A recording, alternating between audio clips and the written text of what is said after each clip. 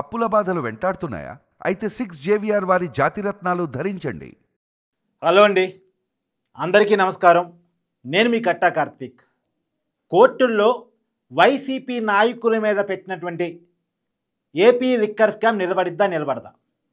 ఎందుకు ఈ అనుమానం వ్యక్తం చేస్తున్నా అంటే, నిన్న వైసీపీ కీలక నాయకుడు, ఆ పార్టీ నెంబర్ 2 లీడర్ సజ్జల రామకృష్ణారెడ్డి గారు మీడియా ముందుకు వచ్చారు. ఒక ఛానల్కి ఇంటర్వ్యూ ఇస్తూ కొన్ని లాజిక్స్ మాట్లాడారు. ఆయన లాజిక్స్ విన్నప్పుడు మనకు అర్థమయ్యేది ఏంటంటే, కూటమి ప్రభుత్వం అక్రమ కేసులు పెడతా ఉంది. అసలు జగన్మోహన్ రెడ్డి గారి పరిపాలనలో మద్యం కుంభకోణం జరగనే లేదు. ఆయన చెప్పిన లాజిక్స్ ఏంటి ఒకసారి పరిశీలిద్దాం. వాస్తవాలు నేను చెప్పే ప్రయత్నం చేస్తా. ముందు సజ్జల రామకృష్ణారెడ్డి గారు ఏం చెప్పారో మీకు చెప్పే ప్రయత్నం చేస్తా. సహజంగా ప్రభుత్వాలు ఎవరు అధికారంలో ఉన్నా సరే మద్యాన్ని ఎవరు అమ్ముతారు? ప్రైవేట్ రిటైల్ షాపుల వాళ్ళు అమ్ముతారు. వాళ్ళు లైసెన్సులు దక్కించుకుంటారు ప్రభుత్వం నుంచి. ఆ లైసెన్సులు దక్కించుకునే క్రమంలో నాయకులకి ఎంతో కొత్త ముట్ట చెప్తూ ఉంటారు. కానీ జగన్మోహన్ రెడ్డి గారి పరిపాలనలో ప్రైవేట్ రిటైల్ షాపులు అనేవి లేవు. పూర్తిగా మద్యం షాపులన్నీ ప్రభుత్వం చేతిలో తీసుకున్నారు. ప్రభుత్వం చేతుల్లోకి తీసుకుంటే కుంభకోణం జరిగినట్ట, ప్రైవేట్ వాళ్ళ చేతుల్లో మద్యం షాపులు ఉంటే కుంభకోణం జరిగినట్ట? టక్కున ఎవరైనా చెప్పే సమాధానం, ప్రైవేట్ వాళ్ళ చేతుల్లో ఉంటే కుంభకోణం జరిగిద్ది. ఎందుకంటే మద్యం షాపుల కోసం నాయకులకి లంచాలు ఇస్తారు కాబట్టి ఇది కుంభకోణం. ప్రభుత్వం చేతుల్లో తీసుకుంటే కుంభకోణం ఎట్ట జరిగిద్ది? నిజమే అనిపిస్తుంది మనకి. తర్వాత సజ్జల రామకృష్ణారెడ్డి గారు చెప్పిన రెండో లాజిక్ ఏంది? జగన్మోహన్ రెడ్డి గారి పరిపాలనా కాలంలో చంద్రబాబు నాయుడు గారి పరిపాలనా కాలం కంటే మద్యం యొక్క ఆదాయం పెరిగింది. అంటే ప్రభుత్వానికి వచ్చిన ఆదాయం పెరిగింది. చంద్రబాబు నాయుడు గారు అధికారం నుంచి దిగిపోయే నాటికి 2019 నాటికి 17,000 కోట్లు ఉంటే, జగన్మోహన్ రెడ్డి గారు 2024లో అధికారం నుంచి దిగిపోయే నాటికి 25,000 కోట్ల రూపాయల ఆదాయం ప్రభుత్వానికి మద్యం వల్ల వచ్చింది. నిజం ఇది, వాస్తవం కూడా ఇది. చంద్రబాబు నాయుడు గారు అధికారం నుంచి దిగిపోయే నాటికి 17,000 కోట్లే, జగన్మోహన్ రెడ్డి గారు అధికారం దిగిపోయే నాటికి 25,000 కోట్లు. ఇంకా మద్యం బాటిల్ సంఖ్య తగ్గింది, అంటే తాగిన బాటిల్స్ సంఖ్య తగ్గింది. మద్యం తాగే వాళ్ళ సంఖ్య తగ్గింది, మద్యం ఆదాయం పెరిగింది. చంద్రబాబు నాయుడు గారి కాలంలో మద్యం తాగే వాళ్ళ సంఖ్య ఎక్కువ, ఆదాయం కొద్ది తక్కువ. జగన్మోహన్ రెడ్డి గారి పరిపాలనలో వచ్చిన ఆదాయం కంటే తక్కువ. ఇది రెండవది. జగన్మోహన్ రెడ్డి గారి పరిపాలనా కాలంలో మద్యం కుంభకోణం జరిగిందని ఎవరి మీద కేసులు పెట్టారు? విజయసాయి రెడ్డి, ఆయనకేం సంబంధం, ఆయన రాజ్యసభ సభ్యుడు. మిథున్ రెడ్డి, ఆయనకేం సంబంధం, ఆయన లోక్సభ సభ్యుడు. రాజు కసిరెడ్డి, ఆయనకేం సంబంధం, ఆయన ఐటీ సలహాదారు. ధనుంజయ రెడ్డి, కృష్ణమోహన్ రెడ్డి, వాళ్ళెవరు? సీఎంఓలో పనిచేసేవాళ్ళు. అసలు మద్యం శాఖ మంత్రి మీద కేసు పెట్టలేదు, కమిషనర్ మీద కేసు పెట్టలేదు. ఎవరెవరో బయట వాళ్ళ మీద కేసులు పెట్టి మద్యం కుంభకోణం చేశారంటారేంటి? ఇది ఎట్ట నిలబడిద్ది కోర్టులో అని వాదిస్తారు సజ్జల రామకృష్ణారెడ్డి గారు. నిజంగా ఇక్కడే మనం జగన్మోహన్ రెడ్డి గారికి అభినందన తెలియజేయాలి, హ్యాట్సప్ చెప్పాలి. ఈ ప్రపంచంలో ఎవరికి రాని క్రియేటివిటీ జగన్మోహన్ రెడ్డి గారి దగ్గర ఉంటుంది. ఎవరికి రాని క్రియేటివిటీ జగన్మోహన్ రెడ్డి గారి దగ్గర ఉంటుంది. కానీ సజ్జల రామకృష్ణారెడ్డి గారు తెలియదు. కార్తీక్ అనేవాడు ఒకడు ఉన్నాడు, వివరించి ప్రజలకి వాస్తవాలు చెప్పటానికి. ఈ కుంభకోణం ఎలా జరిగింది, ఏ రూపంలో జరిగింది, ఎక్కడెక్కడ ఎలా జరిగిందో చాలా క్లియర్గా ప్రజలకు అర్థమయ్యే భాషలో చెప్పడానికి నేను ఉన్నాను. సరే, ఎలా జరిగిందో సబ్జెక్ట్లోకి వద్దాం. నిజానికి జగన్మోహన్ రెడ్డి గారు 2019లో అధికారం చేపట్టిన తర్వాత సరికొత్త మద్యం పాలసీని తీసుకొచ్చారు.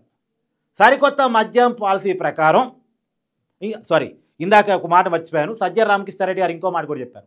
చంద్రబాబు నాయుడు గారి ప్రభుత్వంలో ఉన్న బ్రాండ్లు అమ్మాము, చంద్రబాబు నాయుడు గారి లైసెన్స్ ఇచ్చినటువంటి డిస్టిలరీస్ నుంచే మద్యాన్ని అమ్మాము, కొత్త డిస్టిలరీస్కి మేము పర్మిషన్ ఇవ్వలేదు, కొత్త బ్రాండ్స్ తీసుకురాలేదని కూడా చెప్పారు.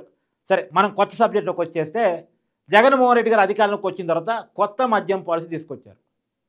కొత్త మద్యం పాలసీ తీసుకొచ్చి ప్రైవేట్ చేతుల్లో ఉన్న షాపులన్నీ ప్రభుత్వం చేతుల్లో తీసుకొచ్చారు. ఎందుకు తీసుకొస్తున్నారు జగన్మోహన్ రెడ్డి గారు అంటే, నేను మద్యం షాపులు తగ్గిస్తున్నాను. నిజానికి ఆ రోజుకి 4,100 మద్యం షాపులు ఆంధ్రప్రదేశ్లో ఉన్నాయి. దాన్ని 3,500 షాపులకి జగన్మోహన్ రెడ్డి గారు తగ్గించారు. అంటే దాదాపుగా 600 షాపులు తగ్గించారు. జగన్మోహన్ రెడ్డి గారు చెప్పింది ఏంటంటే, ఈ 600 షాపులు 5 సంవత్సరాల పాటు తగ్గిస్తే దాదాపుగా మద్యపాన నిషేధం జరిగిపోతుంది.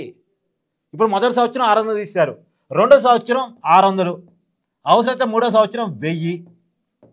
ఇలా నేను క్రమంగా మద్యం షాపుల్ని ఎత్తేస్తూ తగ్గించేస్తూ వెళ్ళిపోతాను. అది ప్రైవేట్ వాళ్ళ చేతుల్లో ఉంటే సాధ్యం కాదు, ప్రభుత్వం చేతుల్లోకి ఉంటే సాధ్యమవుతుంది. నేను సంపూర్ణ మద్యపాన నిషేధం చేయటంలో ఇది తొలి అడుగు అని జగన్మోహన్ రెడ్డి గారు చెప్పారు. కానీ ఇక్కడ ఇది తీసుకున్నప్పటి నుంచి ఒక్క షాపు కూడా తీసేయలేదు, ఒక్క షాపు కూడా తగ్గించలేదు. ఈ 3500 షాపులు చివరి దాకా కొనసాగినాయి.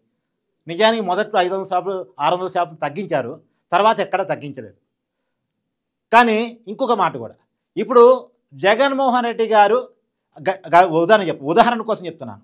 ఇప్పుడు చంద్రబాబు నాయుడు గారి పరిపాలన కాలంలో 100 రూపాయలు ఉన్నటువంటి మద్యం బాటిల్ జగన్మోహన్ రెడ్డి గారి పరిపాలనకు వచ్చేసరికి కొన్నేమో 170 అయినాయి, కొన్నేమో 250 రూపాయలు అయిపోయినాయి. అంటే విపరీతంగా రేట్లు పెంచారు.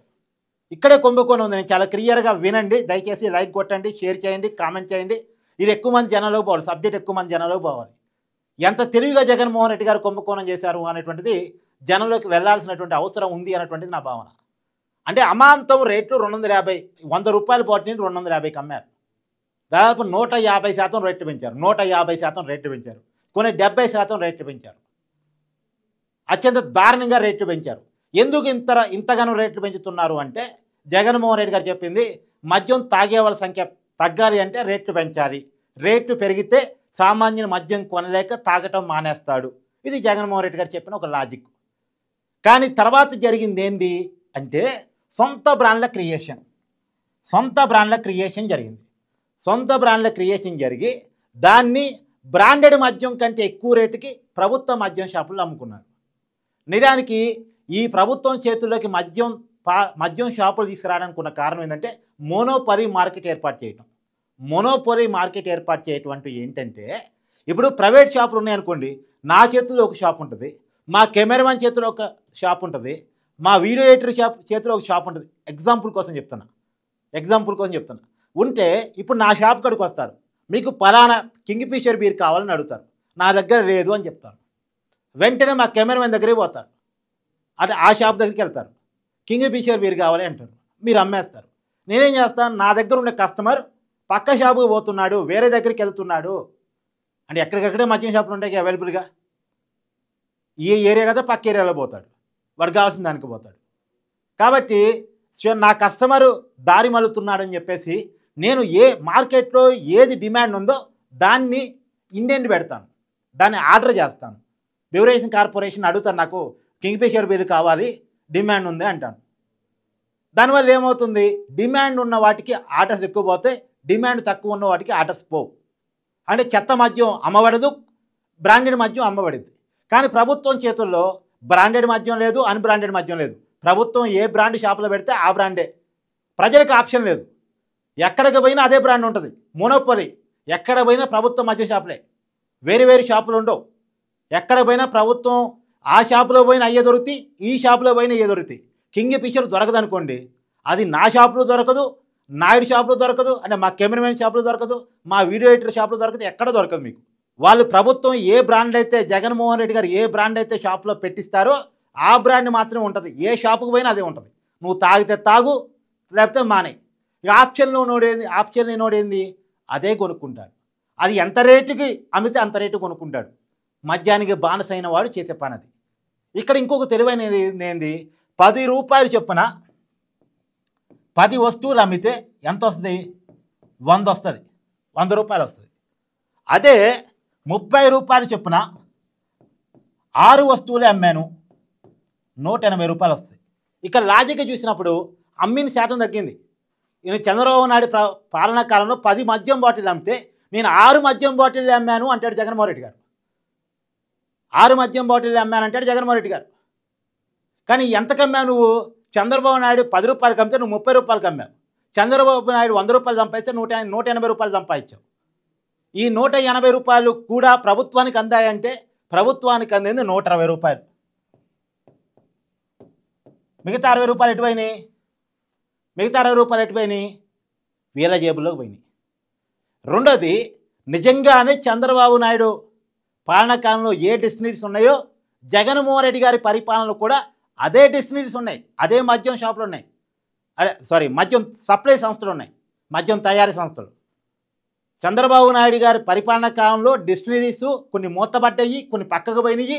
అన్నిటినీ జగన్మోహన్ రెడ్డి గారు హ్యాండ్ ఓవర్ చేసుకొని, కొన్ని పేర్లు మార్చి కొన్ని హ్యాండ్ ఓవర్ చేసుకొని. ఇప్పుడు ఎగ్జాంపుల్ చెప్తున్నా, చంద్రబాబు నాయుడు గారి మీద 2023లో జగన్మోహన్ రెడ్డి గారు మద్యం కేసు పెట్టారు. అంటే చంద్రబాబు నాయుడు గారి పరిపాలనా కాలంలో మద్యం కుంభకోణం జరిగింది 2014 నుంచి 2019 మధ్య అని కేసు పెట్టారు. జగన్మోహన్ రెడ్డి గారు పెట్టారు. ఇది 2023లో పెట్టారు. జగన్మోహన్ రెడ్డి ప్రభుత్వం పెట్టింది. ఏమని పెట్టారు? ఎస్పీవై ఆగ్రోస్ అనేటువంటి మద్యం తయారీ సంస్థకి ఒక 15 కోట్ల రూపాయల లాభం చేకూర్చారు చంద్రబాబు నాయుడు గారు.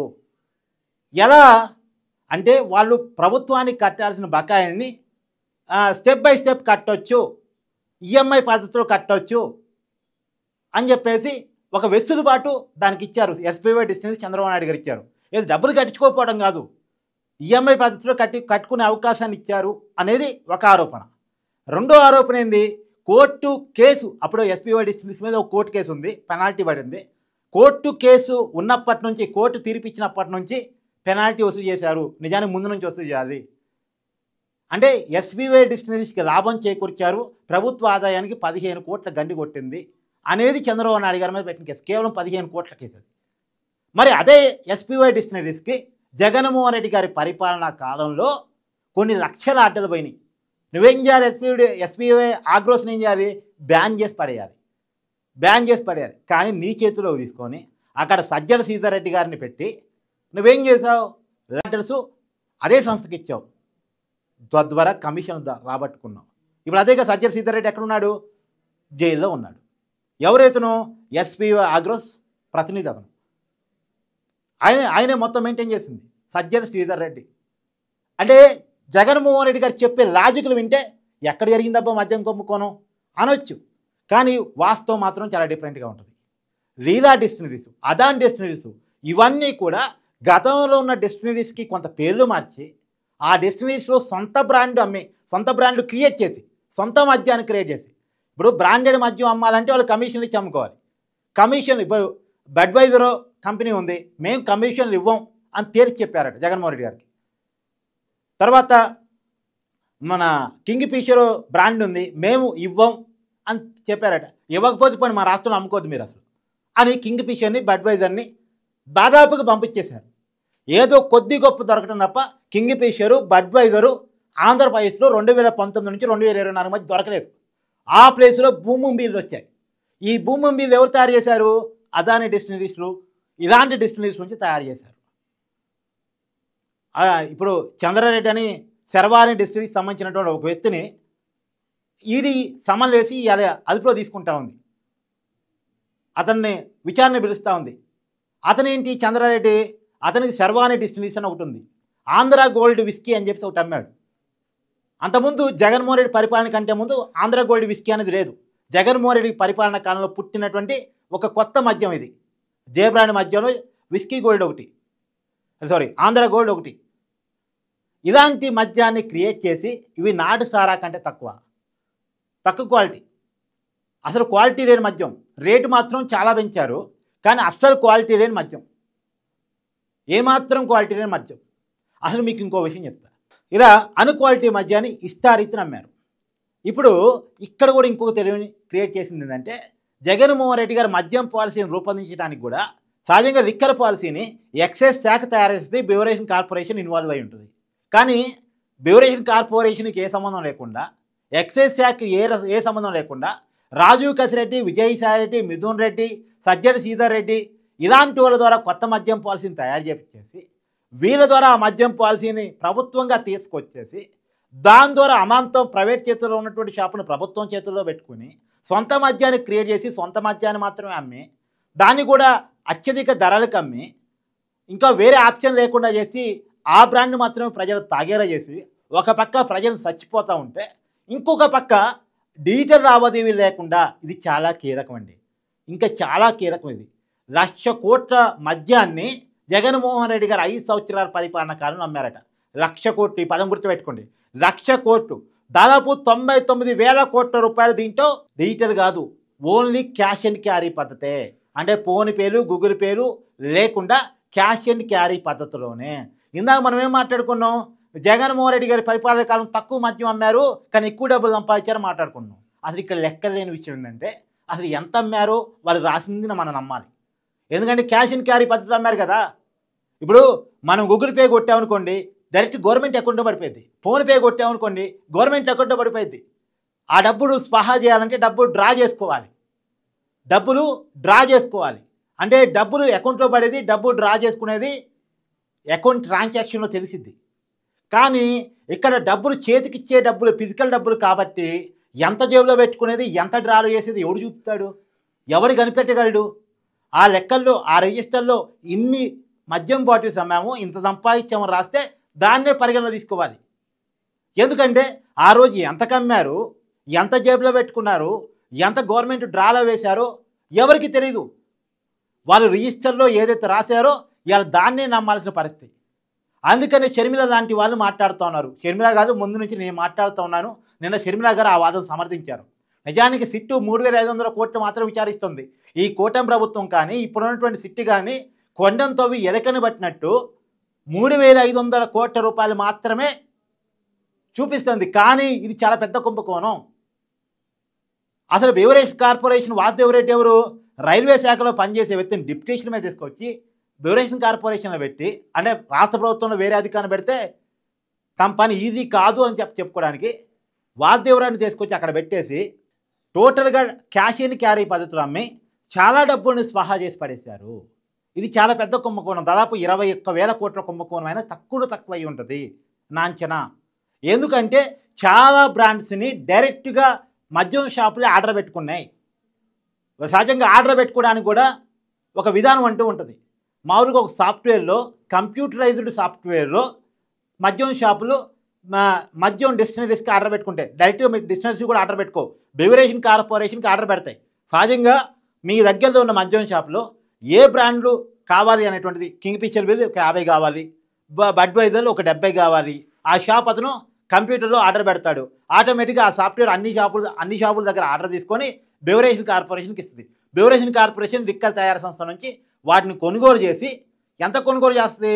100 రూపాయల బాటిల్ని కేవలం 14 రూపాయలకి మాత్రమే, 16 రూపాయలకి మాత్రమే కొనుగోలు చేస్తాయి. ఒక 100 రూపాయల బాటిల్ని కేవలం 16 రూపాయలకి మాత్రమే కొనుగోలు చేస్తాయి. 84 రూపాయల ట్యాక్సులు, 84 రూపాయలు బెవరేజ్ కార్పొరేషన్ ట్యాక్సులు వేసి మద్యం షాపులకి సప్లై చేస్తాయి. ఇది థియరీ. అంటే 84 రూపాయలు బెవరేజ్ కార్పొరేషన్కి వస్తుంది, గవర్నమెంట్కి వస్తుంది.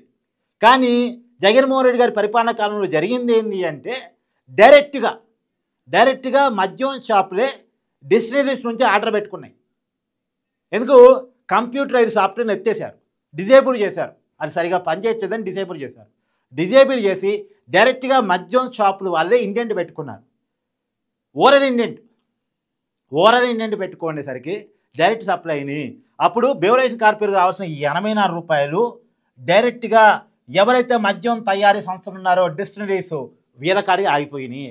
84 రూపాయలు గవర్నమెంట్కి రావాల్సిన డబ్బు ప్రతి 100 రూపాయల బాటిల్ మీద వీళ్ళకే ఆగిపోయింది. 84%. 1,00,000 కోట్లకి 84% అంటే ఎంత? 84,000 కోట్ల రూపాయలు. అంటే మొత్తం ఇండెంట్ అంతా డైరెక్ట్గా పెట్టుకుందని నేను చెప్పట్లేదు. కొంత బెవరేజ్ కార్పొరేషన్ నుంచి పెట్టుకున్నారు, కొంత సొంతంగా పెట్టుకున్నారు. కొంత బెవరేజ్ కార్పొరేషన్ ద్వారా పెట్టుకున్న దానికి గవర్నమెంట్కి డబ్బులు వస్తాయి. కానీ సొంతంగా ఆర్డర్ పెట్టుకున్న వాటికి ఇప్పుడు ఎంక్వైరీ చేస్తున్న సిటీ చెప్తుంది ఏంటంటే అసలు మద్యం దేంట్లో నింపుతారు? బాటిల్స్లో నింపుతారు. ఆ బాటిల్స్ మద్యం తయారు సంస్థలు తయారు చేయవు, అవి వేరే చోట తయారవుతాయి. మద్యం ఒక చోట తయారైద్ది, మద్యం బాటిల్స్ ఇంకో చోట తయారవుతాయి. మద్యం బాటిల్ తయారు చేసేటువంటి వెండర్ నుంచి ఈ మద్యం తయారీ సంస్థలు ఆర్డర్ పెట్టుకొని ఆ బాటిల్స్ కొనుక్కొని దాంట్లో మద్యాన్ని నింపి ఈ బెవరేజ్ కార్పొరేషన్కి నుంచి మద్యం సప్లై జరిగింది. ఇప్పుడు ఈ మద్యం తయారీ సంస్థలు ఈ బాటిల్ ఎవరో ప్రైవేటు వ్యక్తి సమ్ఎక్స్ సమ్వై తయారు చేస్తారు కదా, వాళ్ళ దగ్గర కొన్న బాటిల్స్కి ఇప్పుడు గవర్నమెంట్ అమ్మినట్టు చూపిస్తున్నారు. ఎక్కడికి సంబంధం లేదంట. ఇప్పుడు ఒక 100 బాటిల్ డిస్టిలరీస్ కొనుక్కున్నాయి అనుకోండి. ఇప్పుడు గవర్నమెంట్ ఏం చెప్తుంది? జగన్మోహన్ రెడ్డి గారి పరిపాలనలో మద్యాన్ని తగ్గించేశాం కాబట్టి 60 బాటిల్స్ మాత్రమే అమ్మామని చెప్తుంది. మద్యం షాపు నుంచి 60 బాటిల్స్ మాత్రమే అమ్మామని చెప్తుంది. మిగతా 40 బాటిల్స్ ఎవరు ఎత్తకపోయారు? అంటే ఈ 40 బాటిల్స్ అమ్మారు, లెక్కలో చూపించలేదు. ఈ 40 బాటిల్స్ అమ్మారు, లెక్కలో చూపించలేదు. ఈ 40 బాటిల్స్ ఆదాయం ఎటుపోయింది? ప్రతి 100 బాటిల్స్ మీద 40 బాటిల్స్ ఆదాయం ఎవరి జేబులో పోయింది? నిజానికి 100 బాటిల్స్ ఎవరు కొన్నారు? డెస్టినరీస్ కొన్నాయి. మరి 100 బాటిల్స్ కొన్న తర్వాత 100 బాటిల్ నింపుతారు కదా. సరే, ఓ 10 బాటిల్స్ పాడైపోయినాయి, 90 బాటిల్స్ నింపుతారు కదా. నిజానికి 100 బాటిల్స్ ఆర్డర్ పెడితే ఇంకో 10 బాటిల్స్ అదనంగా పంపిస్తారు వాళ్ళు. ఎందుకంటే కొన్ని బాటిళ్ళు దారి మధ్యలో పగిలిపోయి ఉంటే కొంత ఇబ్బంది అయ్యే, లీక్లు అయ్యి ఉంటాయి అని చెప్పేసి ఇంకెక్కువ పంపిస్తారు. కానీ అంటే 100 అర్థం కావాలని చెప్తున్నాను. 100 బాటిల్స్ బెటరు, 100 ఇవ్వరు. కానీ అర్థం కావాలని చెప్తున్నాను. కానీ 60 మాత్రమే అమ్మాయని గవర్నమెంట్ చెప్తుంది. కానీ బాటిల్స్ లెక్కకి వీళ్ళు అమ్మిన మద్యానికి సంబంధం లేదు. మిగతా బాటిల్స్ ఏమైపోయినాయి అంటే అవి లెక్కల్లో లేకుండానే ప్రజలకు అమ్మేశారు.